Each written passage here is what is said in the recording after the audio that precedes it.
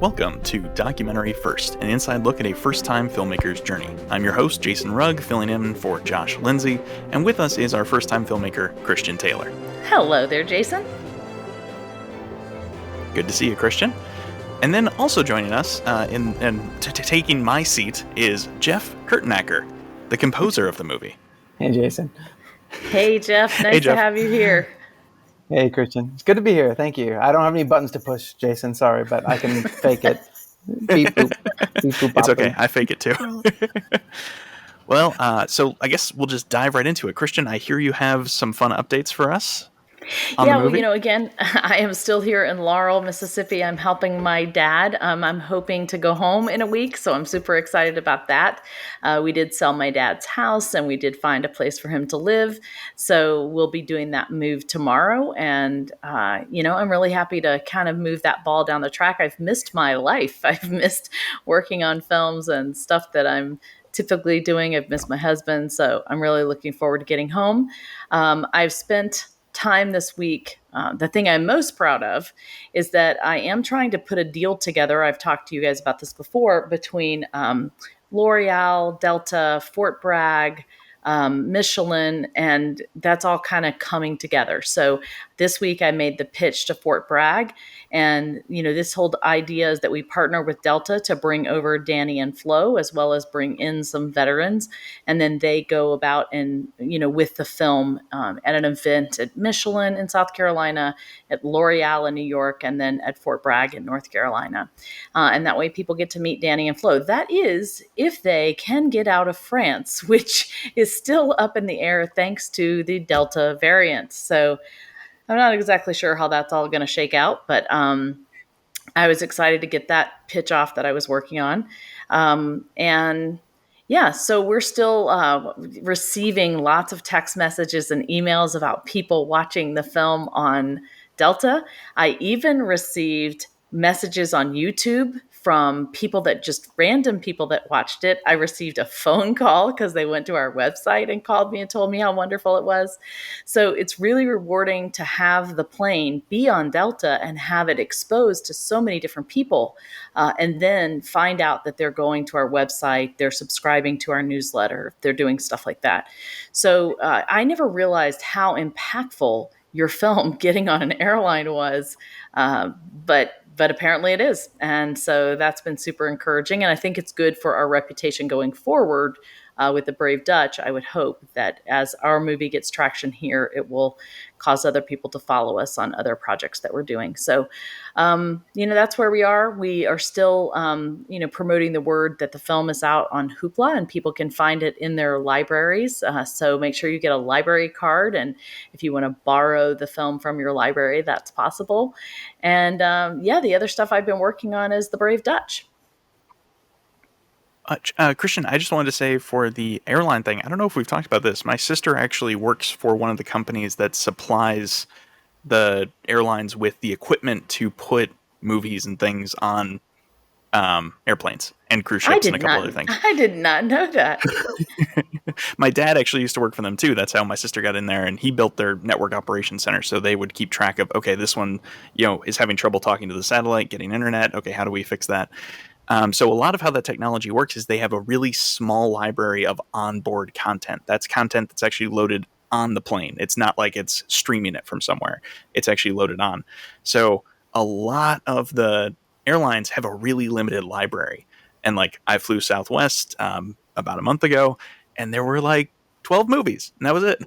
So it's a very small library. And so I think that's probably why it's a very selective thing. And when you get on a whole airline, that's a pretty big deal. So yeah, that's awesome. Yeah, I didn't know that, but now that you mention it, I do. You're right. It's not like this huge, vast library like Netflix that you can scroll through endless movies to find. It's always a very limited supply. And thankfully, we did work out a deal with them where we were in the spotlight.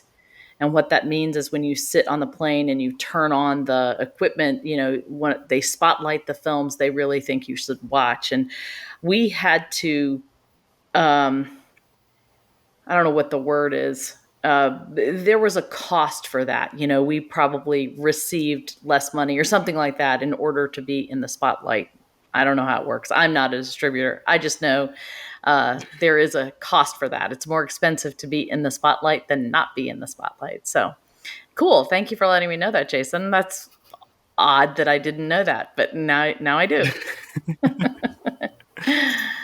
Yeah. Well, all right. I think, is it time to move on to our guest? Let's move on because our guest is an awesome one today. All right. So I'm going to welcome Joe Amodei to the show. How you doing, Joe? Pretty good. Glad to be here. Nice to see everybody. Glad to have We you. are so I'll give happy a for you to be here. So I'll just give a quick bio for Joe here. Joe Amodei has enjoyed a career in the film and home entertainment industry for more than 40 years. Under Amodei's leadership, Virgil Film has released such award-winning hits as I Am Chris Farley, I Am Paul Walker, I Am Heath Ledger, Super Size Me, Clarence Clemens, Who Do I Think I Am? And he's a proud grandfather to 2 young girls. So, Joe, that's your bio, but we would love to hear what your perspective on your history is. I'm old. That's my perspective. I think I started releasing films. Reach. I'm here too. Maybe Harold Lloyd. But no, thank you for mentioning my grandkids. I've also been married to a wonderful woman for 40 years. So I'm very, very fortunate when it comes to that. But I started in the business in the infancy stages of home video. I was actually fixing sewing machines for a living. And a video store opened up. The very first video store opened up in the Philadelphia area where I'm from.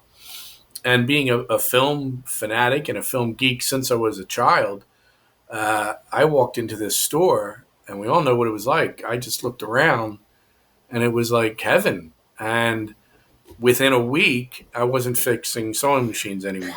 I was working at that store because you could bring home as many movies as you want. I didn't have to pay for them. And so, the progression, it was a natural progression. That one store turned into 15 stores. I became the buyer. That chain got sold. I went to work for a studio, an independent studio called IVE, which was located out in California. It was owned by Carol Co. And we had the Terminator movies. We had the Rambo films. And we were also run by a gentleman who was my boss, by the name of Jose Menendez. So that name might ring a bell to you.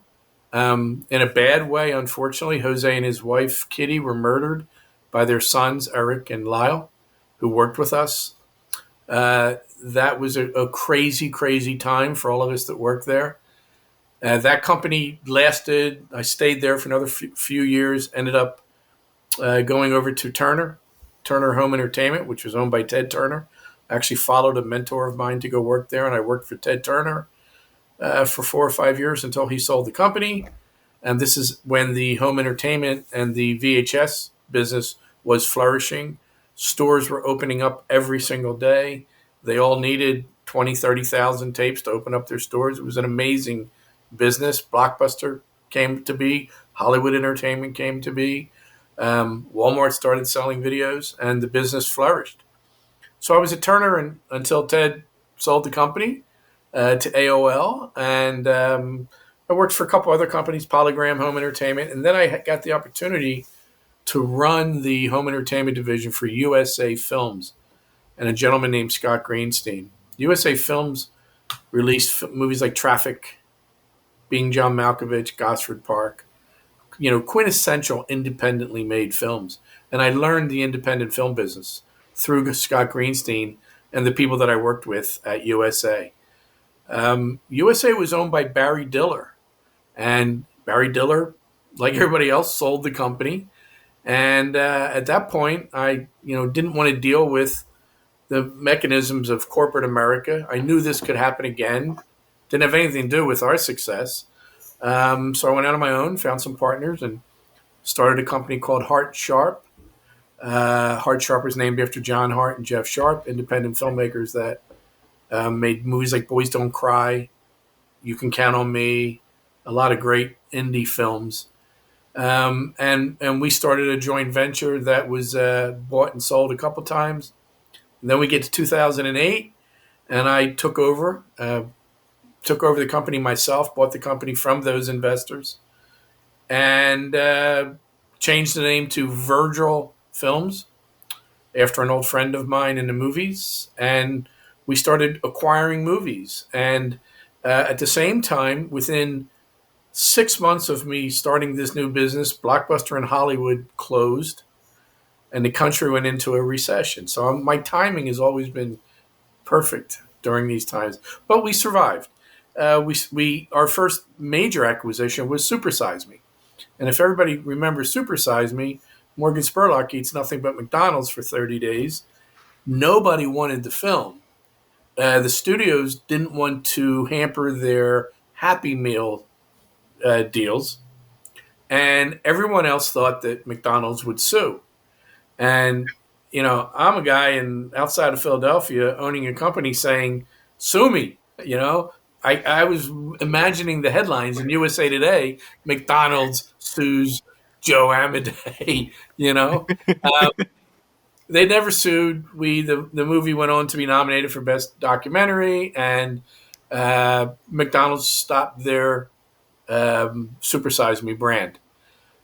Never set foot in McDonald's since, to be honest with you. So we started buying a lot of documentaries, acquiring a lot of documentaries, and we were very fortunate. We signed a deal with Oprah Winfrey to take out a whole bunch of documentaries that were going to be on her TV station, the new OWN channel. We landed Restrepo, a film about Afghanistan and our soldiers fighting there that went on to be nominated for Best Documentary. And throughout the years, we were able to acquire some pretty good docs, some very award-winning docs, and some big, some small, and some in between. We've also, as a company, have been able to ride with the many changes that the film world or the film distribution world has brought us. We were one of the very first companies that got a phone call from Netflix asking for a group of titles to stream. And I remember asking what streaming was. And it was explained to me what streaming was. And I said, "You're out of your mind." And I remember saying this. I said, "No one is ever going to stop going to video stores." So you have a guest that's really like, I remember saying it. So we were able to morph from a VHS company to a DVD company to a streaming company, and now still a firm that buys films, tries to sell them to the streaming companies. We put all of our movies up on all the transactional sites, and the biggest addition and the major change for us is, on top of continuing to do all that, we develop films along with filmmakers, films and television projects, series, and present them to those same accounts: Netflix, Amazon, Hulu, Apple, Disney Plus, and try to get them to finance those projects. We've been doing it for a very long time. It's been, the film business it's a pinnacle of fun and success and glamour. I have been very fortunate. My wife and I have been, we've been to the Oscars a couple times. I've been to film festivals all around the world, things that I never imagined I would get to do as a young kid. So I've been able to experience all of those things, and I'm very lucky. At the same time, as everyone says, it's a business. That's why they call it the film business. And, you acquire movies, and sometimes they work and a lot of times they don't. And so and keeping up with these changes, it sounds like it was easy, but it's not. But, I've lived by the creed that you never take advantage of, or you never, you treat people fairly. And that's enabled me to stay in this business. And that's, people remember that when it comes to Virgil Films. And I think probably my proudest part of all of this is when a filmmaker comes back to me with their next film, even though the film that I released for them didn't work, didn't make any money, but they applaud the effort, because that's really what it's all about. And, when you get right down to it, I'm a firm believer it's families first, and family always comes first. But I love movies. I mean, I try to watch something almost every day. I've been like this for as long as I can remember, and I love all kinds of films. And I'm working in that business, so I am very, very fortunate. Well, it's interesting that you say about your reputation. That's really how we met, because I've told the story on here before. When I was at the Julian Dubuque Film Festival, I met Donna Reed's daughter, Mary Yes. Owen, and she came back to me one day and said, Christian, I just have to tell you, I watched your movie. It's phenomenal. I've shared it with my friend Joe. He helped package and distribute the Donna Reed show. He is an awesome guy. He is one of the good guys. You really need to talk to him. And I've known you now, I would say, at least since late May. And everything she told me is true. I mean, it's why you're here on this podcast today. And, I did talk about where you're working on The Brave Dutch with us. And, every interaction that I have had with you, it has been about honesty, trustworthiness, truthfulness. And it is so rare to find that kind of relationship in this crazy film business. I don't ever want to let you go. You know, Ah, I already feel like, whatever I want to do it with Joe. And truthfully, I appreciate that. filmmakers that listen to this podcast, that's one of the biggest questions that I always hear. How in the world do you find a distributor that you can trust, that's going to tell you the truth, that's going to be honest? And Joe, I'm sorry to tell you, but you're the only one I've found so far. Well,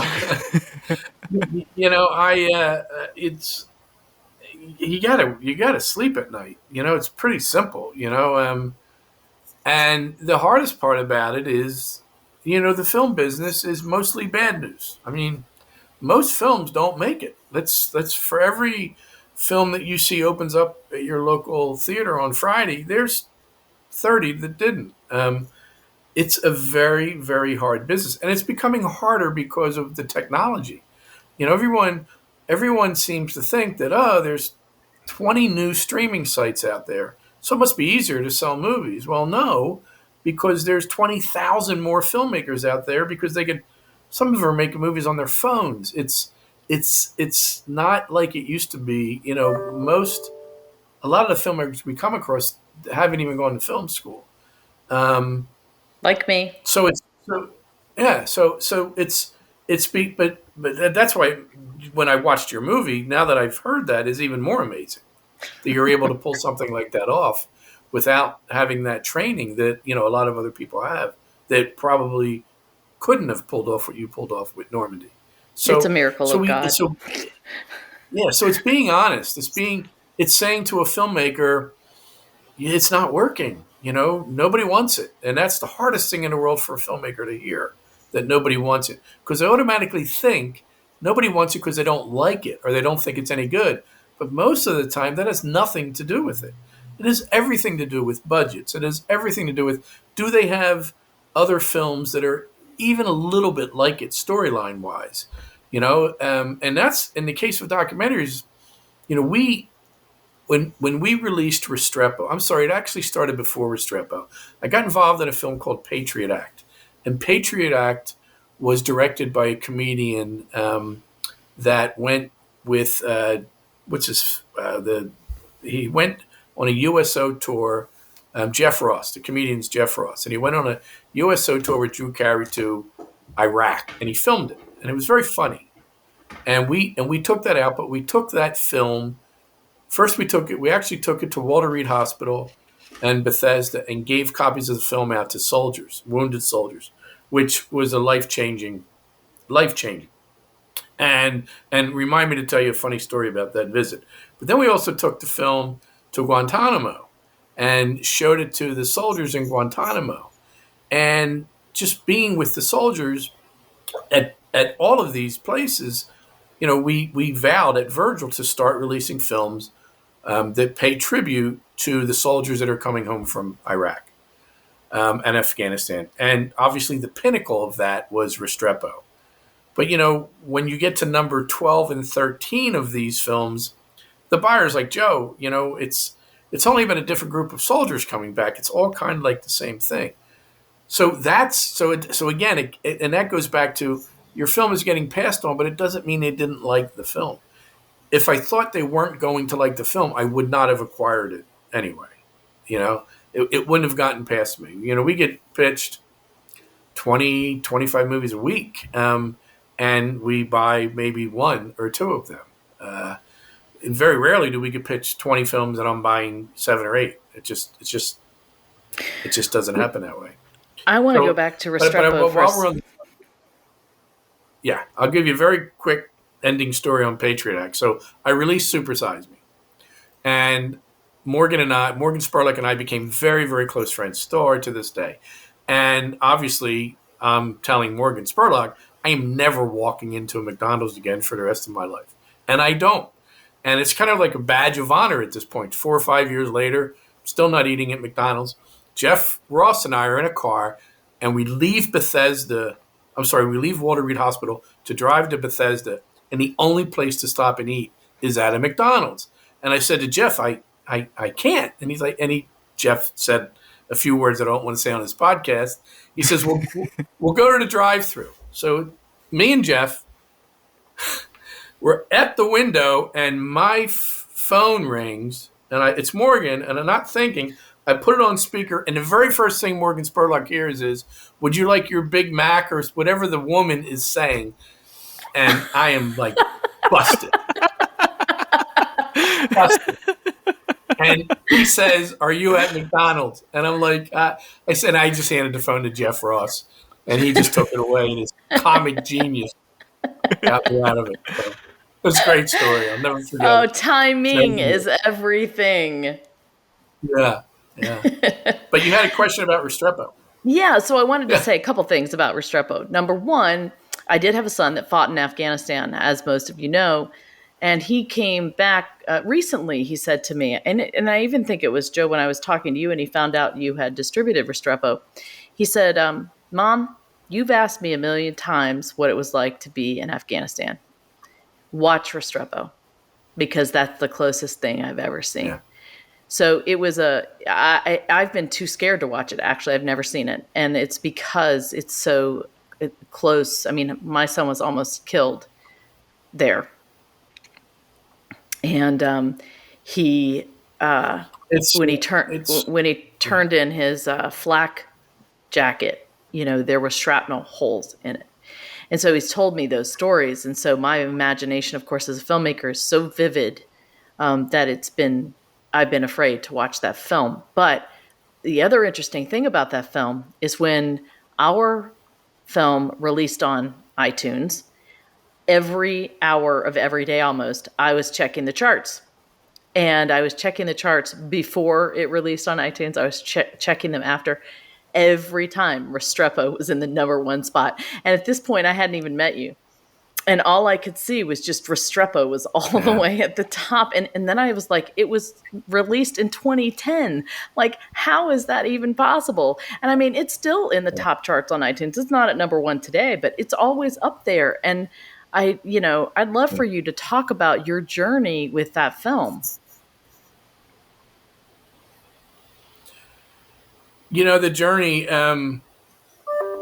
is ended up being very emotional and sad, to be honest with you. So, Tim Hetherington, award-winning, Pulitzer Prize-winning photojournalist, and Sebastian Junger, Pulitzer Prize-winning writer, wrote The Perfect Storm and a bunch of other great books. They decided to co-direct this film, and they embedded themselves in with a group of soldiers that were the furthest into the Korengal Valley, the furthest into Afghanistan that you can go. And they're at the bottom of a valley, and it's just nothing but mountains filled with Taliban shooting at them almost all the time. It's crazy.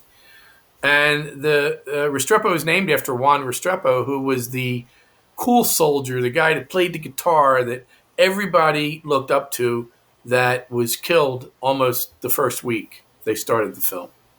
So they made the film, and it came out. We went on we were lucky enough to go on that journey of having the film released theatrically, we attended the Spirit Awards. It was nominated Spirit Awards. It won the National Board of Review. We were able to go with Tim and Sebastian, and I became, pretty good friends with both of them. And a year later, Tim was in Libya and was tragically killed. And it's to this day, it's put a pall over everything. It's a sad ending. Tim was a wonderful man, a very handsome guy, a guy that women and men loved. Sebastian more reserved, still a great guy, but Tim was just the life of the party. And he was shot and he was in the leg, but where they were at, there were no facilities, no medical facilities. I think for like 3 or 4 hours away. And they put him in the back of a pickup truck and tried to get him help, and they didn't make it.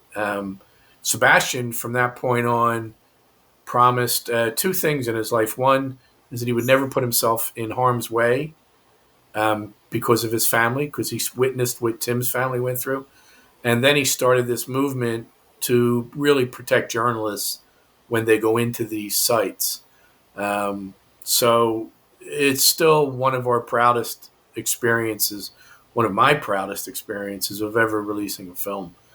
And soldiers have said the same thing to me about Afghanistan, that it's about the only film out there that really portrayed it as it was, because they just had the cameras rolling on these guys, and they would be like sitting around smoking a cigarette, and then all of a sudden, there's bullets all over the place. It was crazy.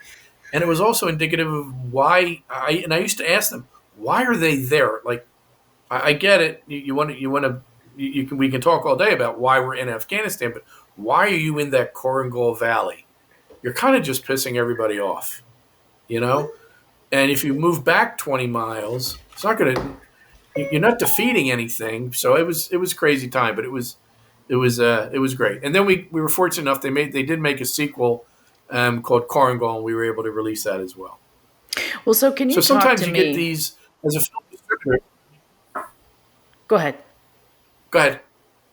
I was just going to say. Sometimes you get these experiences of releasing certain films, and they become lifelong experiences. Super Size Me obviously was one. Restrepo was another. The IM films. You talked about I Am Chris Farley. We've done, I Am JFK Jr. We have a whole slew of them. You can go to our website and see them all. But there's other films. We released a film. Here's an example of a film that we struggled with called We Are Columbine. And I got a call from these producers. Another just true story. Got a call from these producers. And they said, we got this film, We Are Columbine. And it's directed by a student that was there hiding under a table while the shooters were walking around the cafeteria. And I said, there's a limit, and people aren't going to want to watch this movie. I mean, it's too depressing. People are not going to watch this movie. And I remember I said, so I'm not sure. I will meet the filmmaker, but please tell her my reservations. I'm not sure I want to release this movie. And I hung up the phone, and I walked downstairs to make myself some lunch. And I turned on the TV, and CNN was on, and the Parkland shooting was happening at that moment. Wow. And I went back upstairs and called these guys, these Chicago guys, called them back and said, we need to release this movie. It was just weird. Try selling that to Netflix. I mean, nobody wanted it. Everybody was scared to death of it. But, one buyer stood up at Hulu and said, no, we'll take this film. It's important. And Hulu had it for a couple of years. And I think the license just ended, and it's available on, Amazon and iTunes and stuff like that. But I got to meet, we had a premiere in Littleton, and I got to meet a lot of the kids that are now adults. And, they all started telling stories. And one of the stories that came out of the film was the director, Laura Farber, was hiding under a cafeteria table with two other students. And there was a backpack under the table as well. And they just thought it's, with all the commotion and chaos, somebody left their backpack. And they actually thought, if we get out of here, let's grab the backpack because it's somebody's backpack. And there did come a time where they were able to run out, and they did. And the backpack blew up. It was one of the bombs that was placed. And They could have been sitting right there. So you get to experience these things. We are a type of distributor. We don't release a whole lot of movies every month because we like to work the titles. And because of that, we do get to live some of the stories. And some of them are very uplifting. And, we're like this Christmas, we're releasing a movie about the making of It's a Wonderful Life. I mean, that's nothing but joy, Yeah. And so you get to, if you do it right, they work.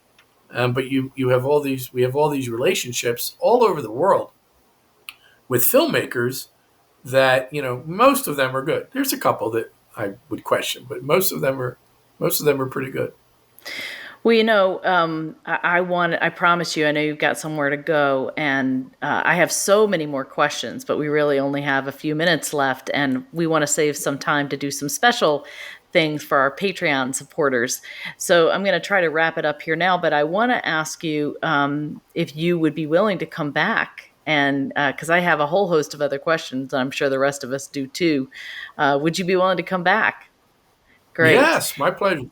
Yes. So Jeff, since today you're standing in, guess what? You get the first question to ask Joe. So you've been listening so patiently.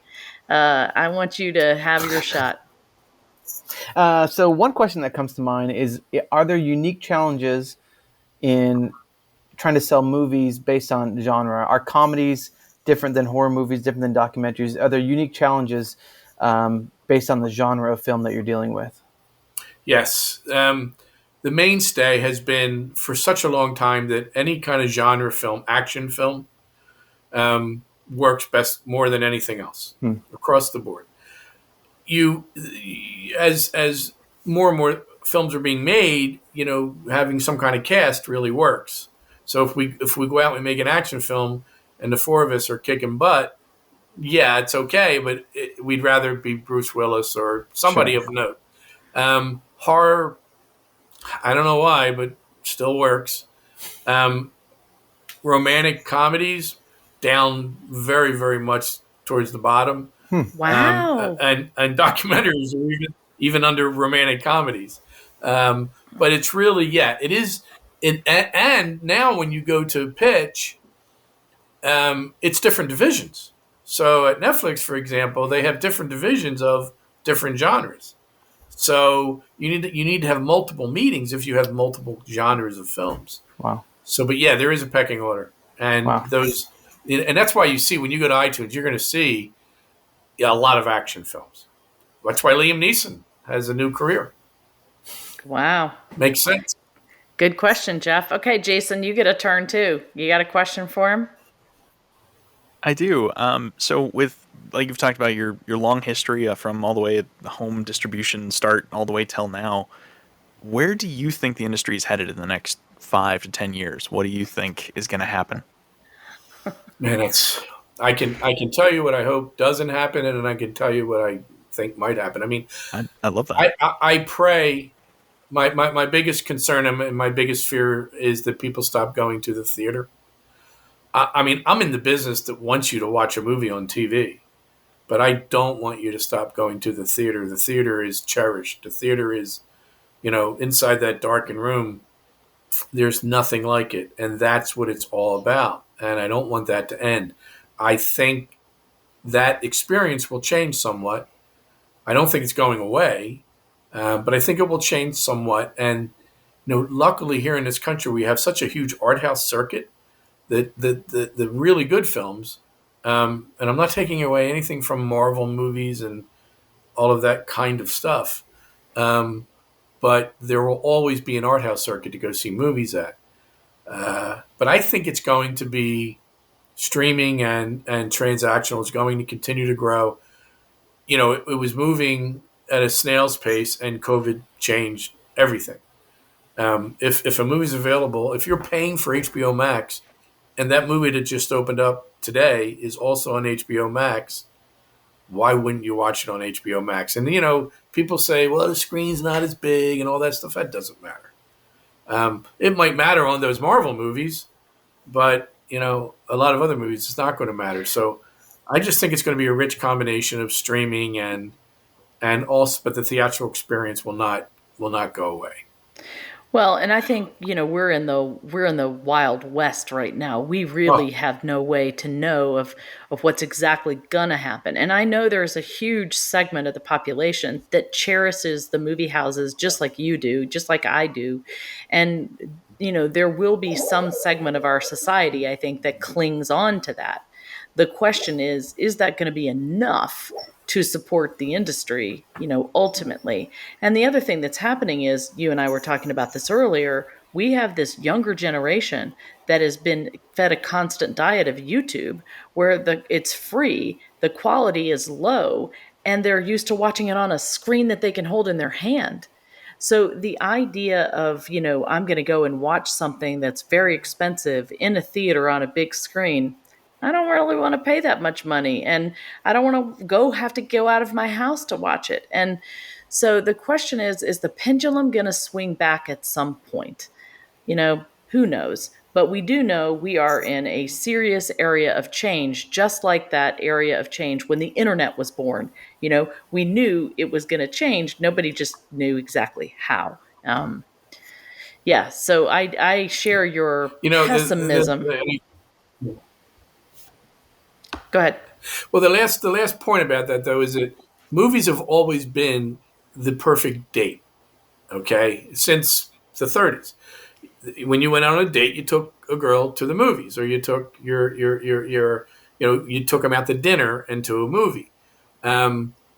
That's still a staple, and that's still happening, and that's when things will really deteriorate if that stops. But again, right now they're going to see the Marvel movies, and they need to see other stuff as well. That's true.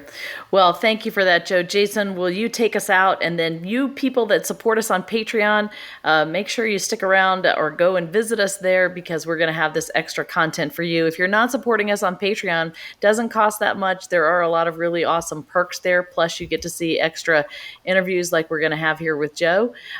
You can watch our film on Apple TV, iTunes. You can watch it on Hulu through Hoopla through your library. And, you can write us if you want to get on the DVD pre-sale list. Go to thegirlywarfreedom.com if you want to buy things in our shop. Thank you so much for supporting us. And now, Jason, over to you. And thank you for listening to Documentary First, where we believe everyone has a story to tell, and you can be the one to tell it. Yes, you can. Bye, everybody. Thank you. Bye-bye.